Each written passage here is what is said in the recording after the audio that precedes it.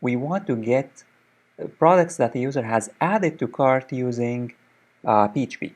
So to do this, what we want to do is that at the top here, we need to add a PHP code that would do this. So at the top, what I'm going to do is that I'm going to say PHP, and then what we want to do is that we want to use the session in order to do this. So here we need to say session start. This is the first step. The first step is that we need to call a function called session start because we are going to be using the session. The second step is that we need to we need to make sure that the session has products. So we need to check whether the session is empty or not, and that can be done using the set function. So I'm going to say here if is set and then session, and then I'm going to store the products in a key called cart. So if this is set, it means that there is a product or products. So if this is set, it means that here there is at least one product in the cart. So if there is at least one product, then we need to get that product from the session. So here, if user has already added something in the session, something in the cart. So at this point, what we want to do is that we want to get these products, the IDs of these products, and to do this, we need to use a function, a PHP function called array column, array_column, and then this array column takes two parameters. The first parameter is the array, which is the session, because the session will start products in a form of array. So this session cart will store products as an array. So it's going to be an array of products, and then inside it, and then the second parameter that the array column takes is the product ID, is the key that we want to use. So I'm gonna be using a key called product ID. This product ID represents the ID of each product. We created a table, the products table, and each product will have an ID and that the key of that ID is product ID. So that way, this array column function is going to return. This is going to return all of the IDs of the product that have been added to the cart. So I'm going to store this in a variable called products underscore array underscore IDs. So this is going to return an array of the IDs of the products.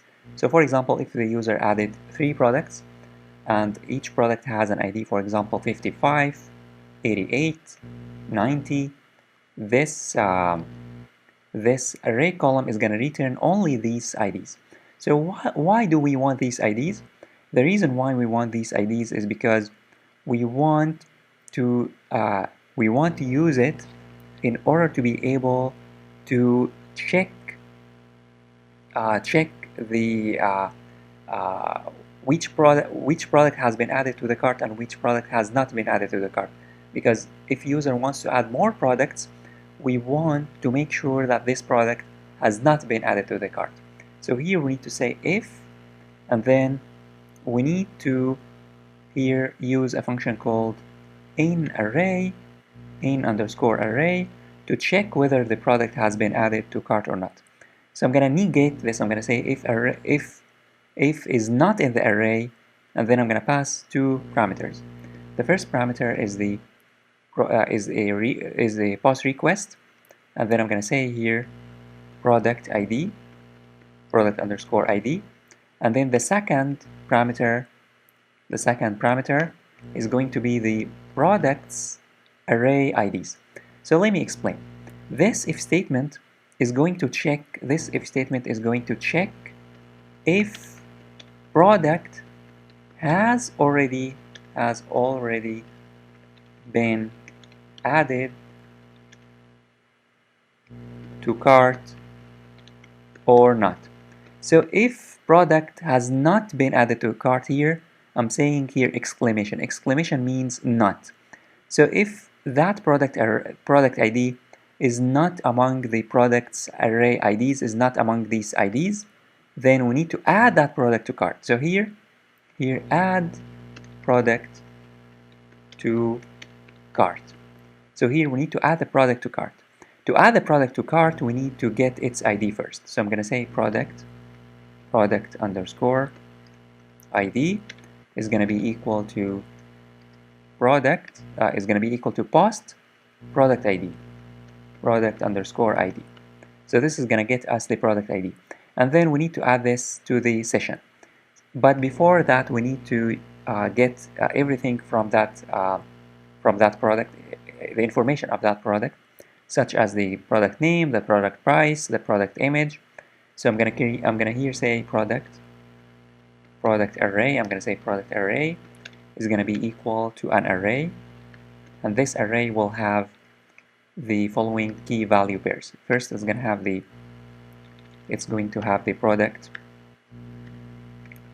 product ID, and we already got the product ID. The product ID is the product ID, and then we need the product name, product name. Make sure that the spelling is correct. The product name, I'm gonna get it again from the post request product name. We also need the product price,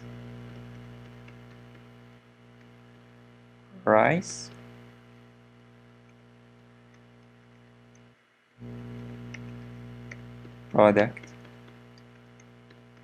price. We also need the product image,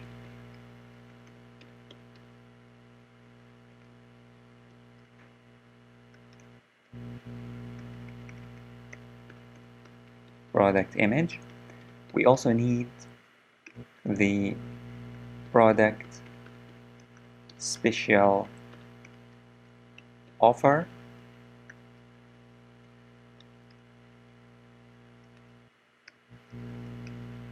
product special offer, and then we need the product quantity.